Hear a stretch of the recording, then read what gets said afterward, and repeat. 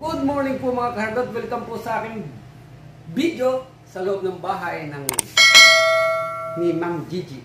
At ito nga po ang kalagayan ngayon. Bago ko ipakita ito at paliwanag ay shoutout muna at sana ay lagi tayong nasa mabuti. Guys, ang problema ay ito. Nayari na ang ceiling.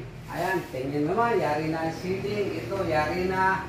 Pero tingnan nyo naman yung ibaba, wala pa rin kaayusan kung paano. Ngayon, gagawa po tayo ng isang paraan. At ito pong ilalim ng hagdan na ito ay atin pong storage aayusin. Gagawin nating tambakan o istakan ng mga gamit. At abangan nyo kung paano ko iaayos itong ilalim ng hagdanan para ipakita sa inyo kung ano aking ginawa. Yun lang muna po at abang-abangan nyo ang aming gagawin at ang aking partner. Ito ang aking partner. Yan. At yun nga guys, at sinukat namin kung gaano namin na gagawin at para maglalagay po kami ng studs or metal paring dyan para sa aming paglalagay na dingding. Yan po ay gagawin nating double walling at palibasa nga nasa semento tayo. Ipinako po natin yan, nilagay natin ang facer yan sa simento, yung metal paring. At siyempre, ang ating paring, nakaribit po yan. Paikot. Hanggang baba, hanggang itaas. At yan, at lalagyan po natin ang plywood dyan at double walling. At kailangan siyempre, i-level natin yan, kabilaan. Ayan. Para po mas maganda ang pagkakayari ng ating gagawin storage. Ayan guys, at naglalagay na kami ng mga vertical metal paring para sa ating wall. Ayan so guys, balik tayo sa paring.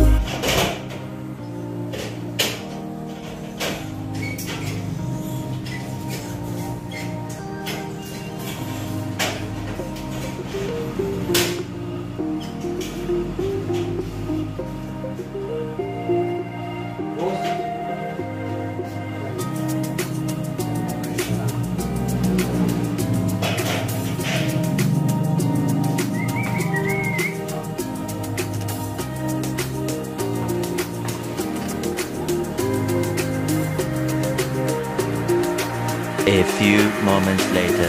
Double plywood, ayan, nailagay na dyan. Sa kabila, nailagay na. Lalagyan na lang natin dito ng maiksi. At yan, meron na tayong storage at ang kulang na lang, lalagyan natin ng pinto rito. Yan. Kasi may cabinet dyan. Dito, maglalagay tayo ng cabinet. Itong pinto dito. Gagawin natin guys, sliding na lang yan. Sliding. Lalagyan natin ng guide doon sa taas.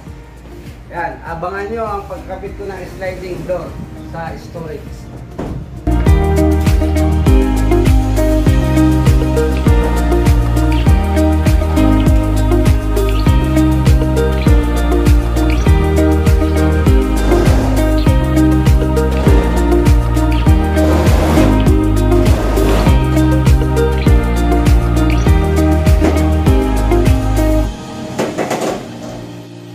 At yun mga kahardod, at nagawa na po natin itong ating storage. Ayan, ito na lang po ang ilalagay kung pinaka-finish dito.